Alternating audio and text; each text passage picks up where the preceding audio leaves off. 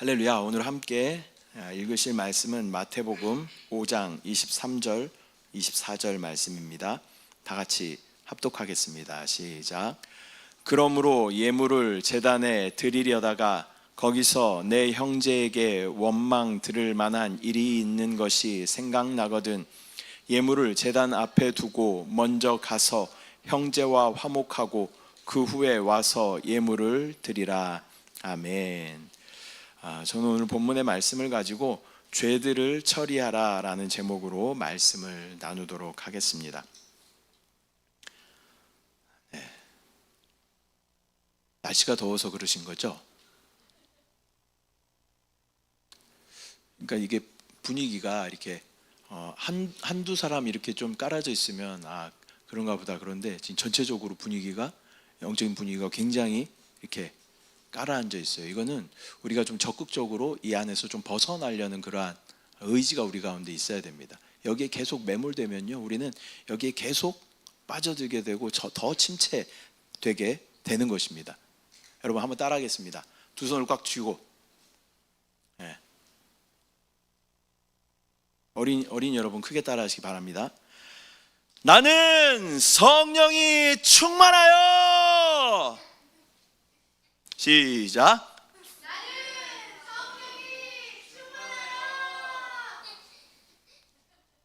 우리 주은이가 제일 성령 충만한 거 아니에요? 기쁨이 충만. 다시 한번 두 손 꽉 쥐고 시작. 나는 성령이 충만하여. 아멘. 이렇게 우리가 또 더운 여름날이다 보니까 이렇게 기분이 이렇게 가라앉을 때가 있어요. 그럴 때 그 기분을 느끼려고 하지 말고 그냥 이렇게 선포하는 거예요. 단순하게. 나는 성령이 충만합니다. 계속 한 10번만 하잖아요. 그러면 성령 충만해져요. 왜 우리가 성령 충만 안 해요? 10번을 안 하니까. 성령 충만 안 하니까. 진짜 10번만 하면 성령 충만하게 되는 줄 믿습니다.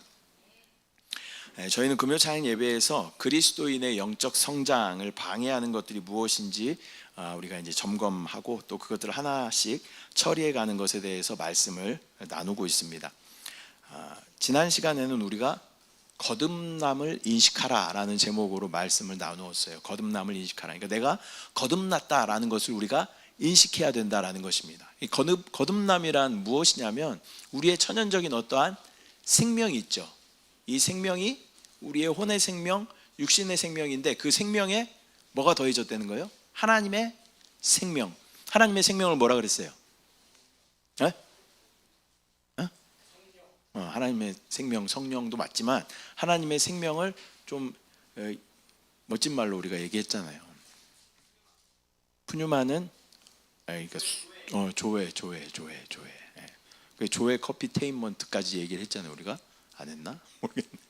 조회는 뭐예요? 하나님의 생명인데 그 하나님의 생명이 우리 가운데 더해졌다. 이제는 내가 나의 천연적인 어떠한 생명으로 사는 것이 아니라 이제 하나님의 생명으로 내가 살아간다라는 것이 거듭남이다라고 말씀을 드렸습니다. 오늘부터는 우리의 거듭난 영 안에 심겨진 말씀 안에 있는 생명의 성장을 위해서 여러 가지 처리해야 할 것들이 있어요. 우리 가운데 밭도 마찬가지잖아요. 밭에 뭘 심고 경작을 하려면 밭에 있는 많은 어떠한 것들을 기경해야 돼요. 그렇죠. 그 안에는 돌들이 있을 수도 있고 바위가 있을 수도 있고 또 가시덤불, 엉겅퀴 이런 것들이 있을 수 있어요. 이런 것들을 다 제거해야 그 가운데 작물들이 잘 자라나는 것처럼 우리도 마찬가지. 영적으로 성숙하기 위해서는 우리 안에 어떠한 성장을 방해하는 어떠한 요소들을 우리가 다 제해야 한다라는 것을 우리가 기억하면서 말씀을 함께 나누도록 하겠습니다. 그래서 첫 번째는 죄들인데요. 이게 처리라는 것은 성령의 인도하심을 따라서 우리의 생명의 성장을 막는 모든 이런 장애물들을 제거하는 것을 의미하는데 우리가 처리해야 할 모든 장애물 중에 첫 번째는 바로 죄들입니다. 죄들은 가장 더러우며 또 노골적이고 또 노골적으로 우리 가운데 표현되는 그런 악한 것들입니다. 우리가 죄들을 처리할 때 사람에 대해서는 그들과 화목하기 위하여 그들에게 사과해야 하며 또 하나님께 대해서는 우리의 죄들을 자백해야 하며 또 죄에 대해서는 그것을 반복하지 않고 버려야 하는 것입니다. 이렇게 죄들을 해결하는 것이 죄들을 처리한다라는 것입니다. 그래서 여러 가지 몇 가지 방면들이 있는 거죠. 사람들에 대해서는 그들과 화목하기 위해서 가서 사과해야 되고, 또 하나님께 대해서는 우리의 죄들을 자백해야 하며, 이 죄에 대해서는 또 우리가 반복적으로 그것을 습관적으로 씻지 말아야 한다라는 것입니다. 저와 여러분에게 습관적으로 짓는 그러한 죄들이 있죠. 눈으로 짓는 죄도 있고, 마음으로 짓는 죄도 있고, 입으로 짓는 죄도 있고, 이런 것들 가운데 우리가 반복적으로, 예수 그리스도의 보혈이야 과거와 현재와 미래의 모든 죄들을 다 용서할 수 있을 만큼 그러한 넉넉한 보혈이지만, 예수님께서 다 용서해 주셨다라고 믿는 믿음이야 참 귀하지만, 그렇기 때문에 나는 이 죄를 그냥 계속 짓는다라는 것은 어찌 보면 믿음 안에서의 방종인 것이죠. 방종. 그래서 우리가 같은 죄를 습관적으로 계속 짓는 것은 하나님 앞에 합당하지 않다라는 것을 기억해야 할 줄 믿습니다. 그렇다면 처리해야 할 죄들의 대상들은 무엇일까요? 우리가 말하는 이 죄의 처리란 먼저 외적인 행위로 범하는 그러한 죄들을 처리하는 것입니다. 그렇다면 우리가 행위로 범하는 죄들은 무엇일까요? 요한일서 5장과 3장 말씀을 우리가 함께 합독합니다. 시작. 모든 불의가 죄로 돼 사망에 이르지 아니하는 죄가 있도다. 3장 4절. 죄를 짓는 자마다 불법을 행하나니 죄는 불법이라.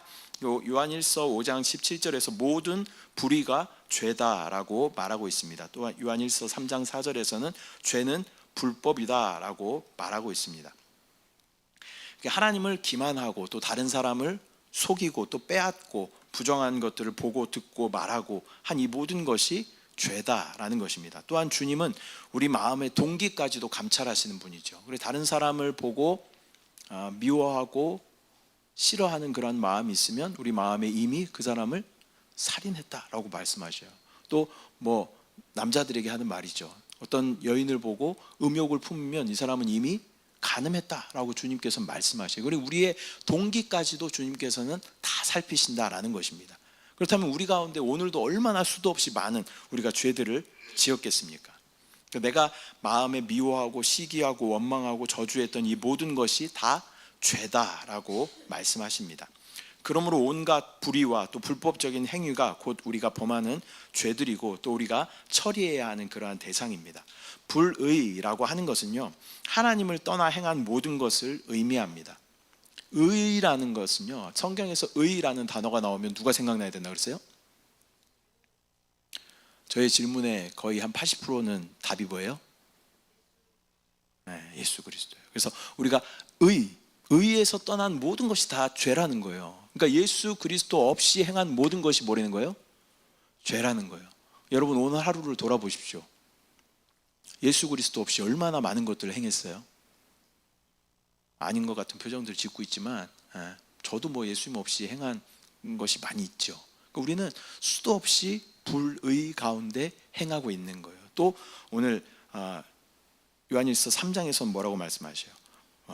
불법이 죄다라고 말씀하셔요. 우리의 법은 뭘까요? 우리의 법. 거듭난 우리의 법은요, 죄와 사망의 법이 아니라 생명의 성령의 법이 우리의 법인 줄 믿습니다. 이 법을 떠나서 행한 모든 것이 다 죄라는 거예요. 생명의 성령의 법을 따르지 않고 죄와 사망의 법 가운데 있었던 우리의 모든 것들이 다 죄다라고 말씀하고 있습니다. 그렇다면 이러한 범죄함에 대한 두 방면의 처리가 우리 가운데 필요한데요. 그것은 무엇이냐면 우리가 이 죄를 범하는 행위에서는 우리가 죄인이라는 것과 또 실제로 범죄를 우리가 저질렀다라는 그러한 사실입니다. 그러니까 우리가 죄인이라는 우리의 어떤 존재와 또 행위로서 우리가 실제적으로 죄를 지은 이 행위, 범죄 사실, 이 두 방면에 대한 처리가 우리 가운데 필요하다라는 것입니다. 우리는 죄를 범할 때마다 즉시 하나님에 대하여 또한 많은 경우에 또 사람에 대하여 범죄 사실을 갖게 되는 것이죠. 동시에 또 하나님 앞에 죄인이 되는 것입니다. 그러므로 죄들을 처리할 때 하나님 앞에 있는 나라는 이 죄인을 처리해야 하며 또 하나님과 사람에 대해서 범죄 사실 또한 처리해야 하는 것입니다. 나라는 이 죄인은 십자가의 구속의 은혜로 예수의 보혈을 의지함으로 우리는 처리받을 수 있습니다. 또 사람과 하나님께 대한 범죄의 행위는 하나님과 그 사람에게 찾아가 또 사과하고 용서를 구함으로 처리받을 수 있는 것입니다. 전에 그런 영화가 있었어요. 밀양이라는 영화가 있었어요. 보신 분들 계신가요? 밀양이라는 영화, 저는 처음부터 끝까지 보진 않았는데 그 장면이 생각나는데요. 여주인공이 전도연이죠.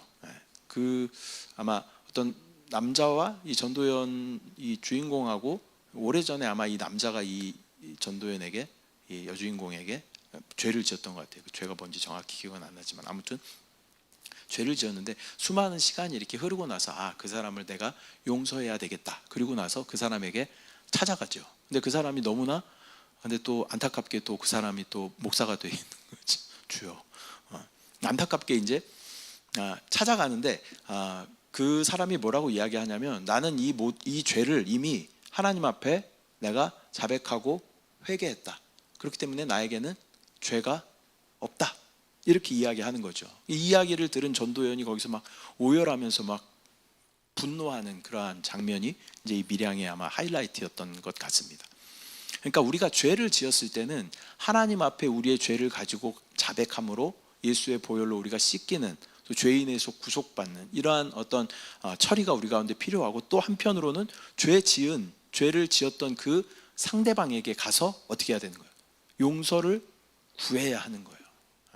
그러니까 내가 하나님 앞에 내가 이 죄를 자백했으니까 나는 이 죄가 사해졌다라는 것이 아니라, 사람에게 지은 죄가 있다면 그 사람에게 찾아가서 용서를 구하는 것까지, 이 두 방면이 동시에 처리가 되어야 된다라는 것입니다. 그렇다면 이 죄들을 우리가 어디까지 처리할 것인가? 먼저 우선은 하나님과 교통 가운데 인식되는 그러한 죄들을 우리가 처리해야 합니다. 마태복음 5장 23절 읽었던 말씀이지만 다시 한번 읽습니다. 시작. 그러므로 예물을 제단에 드리려다가 거기서 내 형제에게 원망 들을 만한 일이 있는 것이 생각나거든. 마태복음에서는 주님께서는 예물을 제단에 드리려다가 거기서 내 형제에게 원망 들을 만한 일이 있는 것이 생각나거든 가서 즉시 그것을 처리하고 와서 하나님 앞에 예물을 드려라 라고 말씀하는 것입니다. 여기서 처리라는 것은 하나님께 죄를 자백하고 또 그 형제에게 가서 사과를 하는 것까지가 포함되는 것이죠. 예물을 드리는 일은 하나님과의 교통을 위한 것입니다. 그러므로 이 말은 우리가 하나님과의 교통을 하다가 우리 자신과 또 다른 이들 간에 어떠한 불화가 있었음을 인식했을 때는 하나님과 교통에 이것이 영향을 받기 때문에 하나님과의 교통에 막히지 않도록 즉시 이러한 상황을 바로잡기 위해서 처리해야 한다라는 그러한 의미인 것입니다. 우리가 죄들을 처리하는 근거는 하나님과 교통하는 중에 갖게 되는 그러한 인식입니다. 예를 들어서 우리가 실제로 100가지의 죄를 지었다고 생각을 해볼게요. 그렇게 많이라고 생각할 수 있지만 여러분, 오늘 하루 100가지 훨씬 더 많이 죄를 지었어요.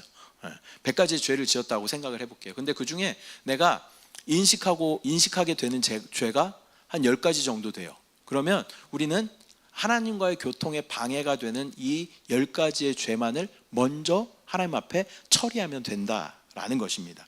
이 죄들이 하나님과의 교통에 대해 방해가 되는 그런 죄이기 때문에 우선 우리는 우리가 의식하는 이러한 죄들을 먼저 처리해야 합니다.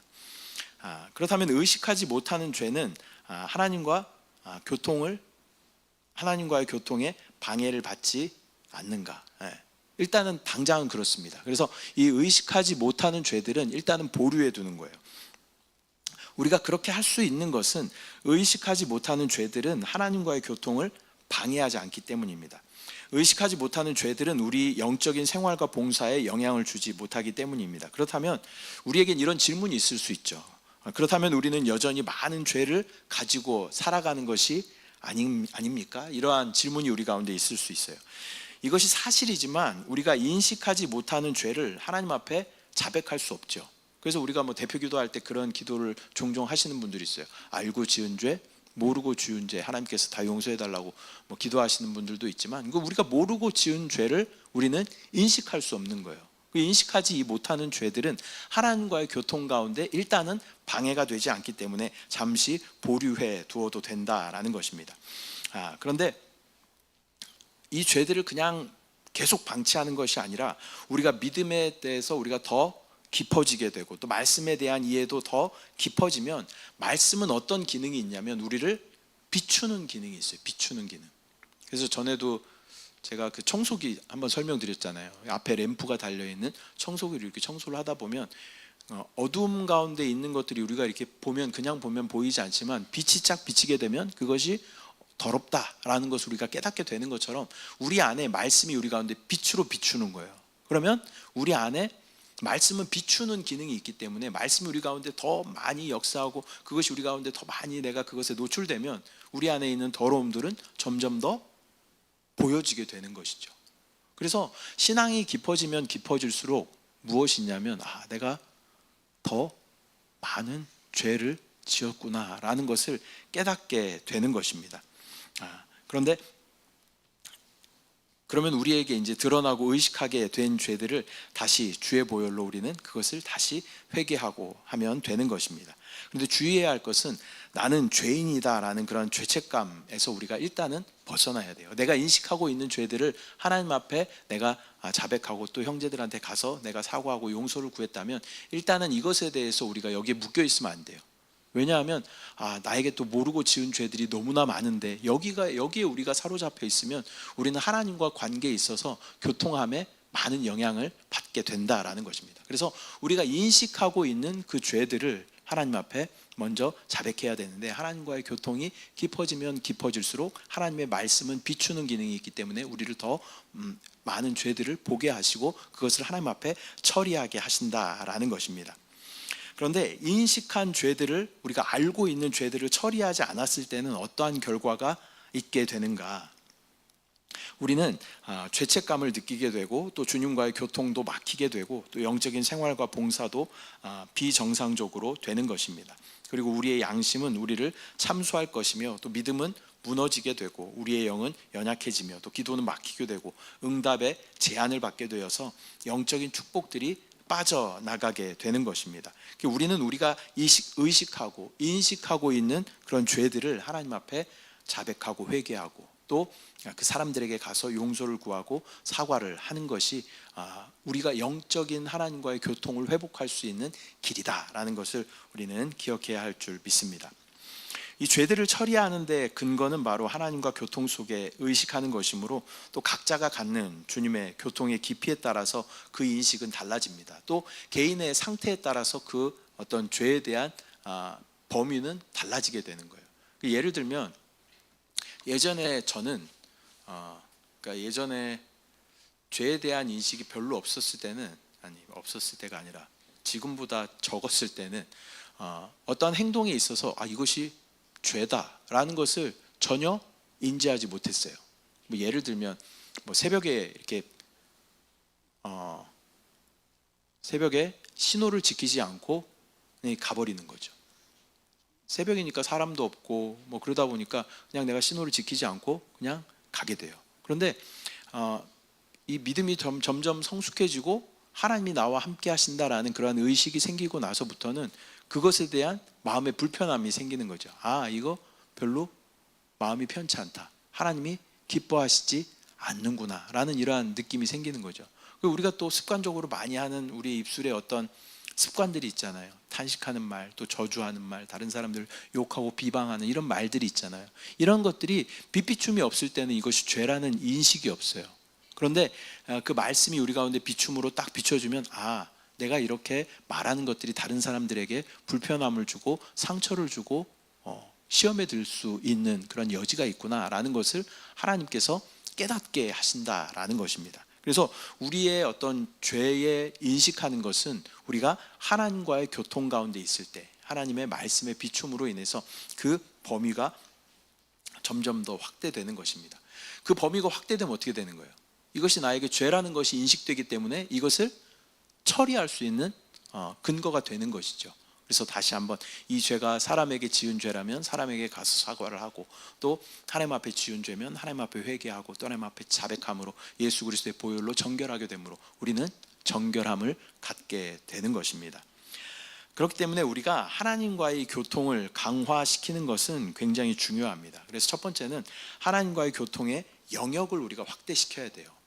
하나님과의 우리의 어떤 내 삶의 어떤 영역을 하나님과 분리시킬 때가 되게 많아요. 우리는 하나님 여기 있을 때는, 그러니까 예를 들면 우리가 교회에 있을 때는 굉장히 하나님의 법 아래에 있는 것 같지만, 우리가 회사에 있거나 아니면 뭐 내가 믿지 않는 친구들과 있거나 아니면 학교에 있을 때, 이럴 때는 하나님과 전혀 상관없는 것처럼 그렇게 살아가고 있는 우리의 모습들이 있게 되는 거죠. 근데 이것을 좀 더 확대시키는 거예요. 내가 지하철 탈 때도 하나님이 함께 하시고, 내가 학교에 있을 때도 하나님이 함께 하시고, 또 내가 믿지 않는 친구들을 만날 때도 하나님께서 함께 하신다라는 이 범위를 확대시키는 겁니다. 그러면 하나님과의 더 교통 가운데 있게 되고, 우리는 더 죄들을 깨닫게 되고, 그 죄를 처리하면 또 하나님과의 교통이 더 깊어지게 되는 것입니다. 두 번째로는 우리의 교통의 정도를 더 깊이 해야 된다라는 것입니다. 우리의 교통이 깊어지면 또 의식도 이에 따라서 깊어집니다. 교통이 깊어질수록 죄들에 대하여 더 처리하는 것을 체험하게 되는 것입니다. 그때가 되어서야 처리해야 할 각종 죄들이 아주 철저하게 처리되는 것입니다. 하나님과의 깊은 교통 가운데 들어갔을 때 우리의 죄들을 하나님께서 깨닫게 하셔요. 저도 예수님을 처음 만났던 경험을 여러분한테 말씀드렸지만, 예수님 처음 만났을 때 대부분 예수님과 인격적인 만남에서 나타나는 현상들은 무엇이냐면, 우리 죄들을 자백하게 돼요. 죄들을 자백하게 돼요. 근데 저에겐 어떤 일이 있었냐면요, 예수님을 이렇게 만났는데 예수님께서 죄들을 다 생각나게 하시는 거예요. 그래서 내 인식 가운데 없었던 죄들까지도 다 생각나게 하셔요. 그래서 뭐 어렸을 때, 저희 어렸을 때는 그런 거 참 많이 했거든요. 여자친구들이 고무줄 하면 가서 가위 가지고 가서 뭐 고무줄 이렇게 끊고 도망가고, 나쁜 짓을 되게 많이 한 것 같네. 예전에 또 막 그런 것도 했었어요. 옥상에서 폭죽 있잖아요. 폭죽을 사가지고 이렇게 친구들하고 이렇게 했는데, 이 폭죽이 다른 집으로 들어가 버린 거예요.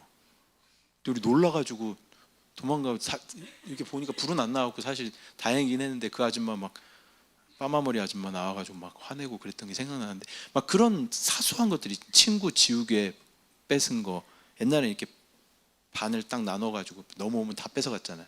지우개가 반 넘으면 반 잘라가지고 뺏어가고 그랬었어요. 그런 죄들 있잖아요. 사소한 죄들. 그리고 막 슈퍼에서 파인애플 깡통 훔쳐먹은 막 이런 것들까지 막 다 생각나게 하시는. 뭐 이렇게 덮어놨는데 잘 안 덮어놨어. 그래가지고 지나가다 친구들하고 몰래 하나 해가지고 까서 먹었던 막 그런 생각. 의식 속에 잘 기억나지 않는 그 죄들까지도 하나님께서는 다 생각나게 하시고, 또 이것들을 다 회개하게 하시더라고요. 그러면서 그런 것만 회개하는데 시간이 막 2시간, 3시간 막 이렇게 걸렸던 것이 생각납니다. 어떻게 가능하냐면, 하나님과의 교통이 깊어지면 가능한 거예요. 그러니까 그 당시에는 진짜 아무것도 생각나지 않고 오직 주님께만 집중하고 내가 성령 안에 깊이 잠겨서 기도하는 과정이었기 때문에, 하나님은 나의 모든 죄들을 다 생각나게 하시고 하나님과의 교통에 방해되는 모든 죄들을 하나님 앞에 회개하게 하셨다라는 것입니다. 우리도 마찬가지예요. 여러분 안에 어떤 거리낌이나 껄끄러움 이런 것들이 있어요. 하나님과의 관계 가운데 그런 불편한 마음들이 있어요. 근데 이런 것들을 하나님 앞에 회개할 때 우리는 하나님과의 교통이 회복되는 줄 믿습니다. 그렇다면 이 죄들을 우리가 어느 정도까지 처리해야 하는가? 로마서 8장 6절 말씀 함께 합독합니다. 시작. 육신의 생각은 사망이요 영의 생각은 생명과 평안이니라.